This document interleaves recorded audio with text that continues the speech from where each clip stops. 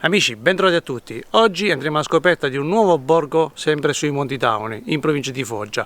Andremo alla scoperta del borgo di Volturino, ma prima di immergerci all'interno del borgo partiremo da qui, dal santuario della Seritella, che si trova a pochissimi chilometri da Volturino. Siete curiosi di conoscerlo? Andiamo!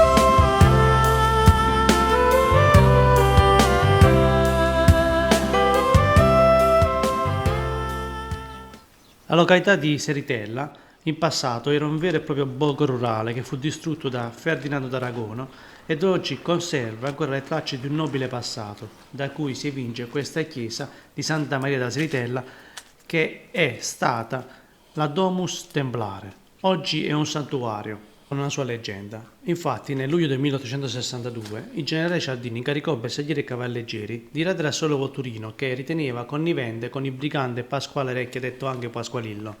La leggenda narra che, arrivati alla chiesa di Seritella, i cavalieri si rifugiarono al fresco e apparve improvvisamente la Madonna, che intimò loro di non distruggere il borgo.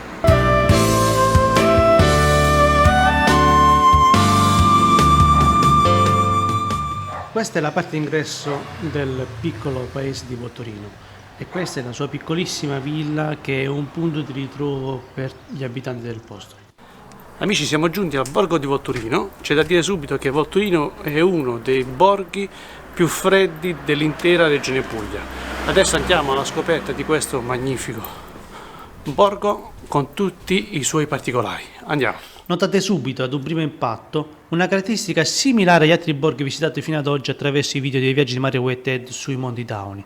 Però questo borgo, il borgo di Volturino, ha una caratteristica in più rispetto agli altri. Il centro storico, oltre ad essere ricco di archi, portali e vicoli caratteristici che rendono questi luoghi, i luoghi magici di Federico II, se alzate gli occhi sopra gli archi noterete queste bellissime balconate che sono una caratteristica unica di questo piccolo borgo. Questa è la chiesa di San Domenico di Guzman, si fa ammirare per la sua bellissima facciata a pietra a vista, con il piccolo rosone centrale, il grazioso portale ed in alto notate l'elegante campanile a vela.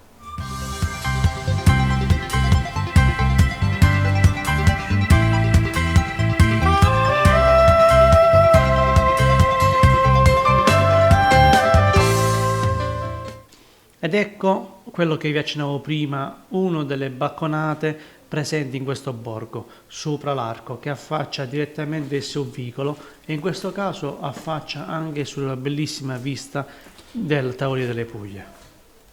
Adesso saliamo e ci dirigiamo verso la chiesa principale, che è in piazza.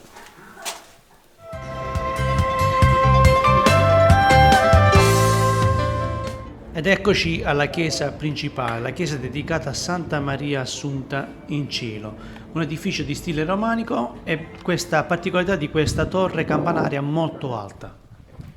Adesso invece ci dirigiamo attraverso questi vicoli verso un punto di vista panoramica a dir poco unico e capirete il perché.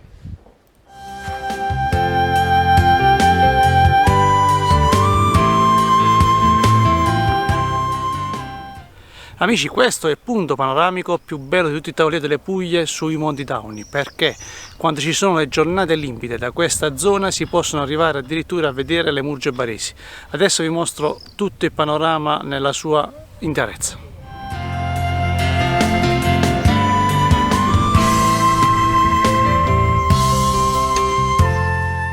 Amici, il borgo che avete appena visto è un borgo molto piccolo, perché all'epoca di Federico II questo era uno dei 5 casali che faceva capo a Montecorvino, dove adesso ci sposteremo e vi mostrerò la torre di Montecorvino, chiamata anche la sede del diavolo.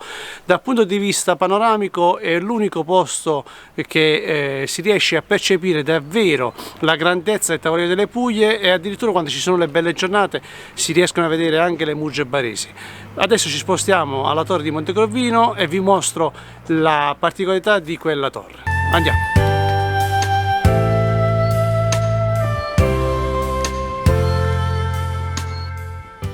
Ed eccoci giunti alla torre di Montecorvino. Ci troviamo a soli 5 km dal borgo di Volturino, tra le campagne di Volturino e Motta Montecorvino. Questa torre viene denominata anche la sede del diavolo e tra un po' capirete perché quando la inquadreremo in primo piano. C'è da dire soltanto che è un sito molto trascurato, perché solo per arrivarci ci è voluto quasi l'elicottero.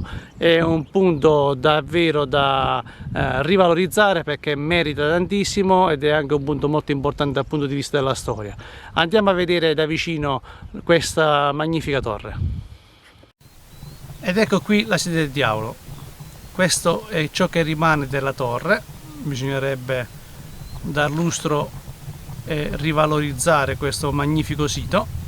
Ci troviamo proprio sulla collina che sovrasta le campagne del Foggiano, del Tavolino delle Puglie. Ecco qui tutto il panorama che la circonda.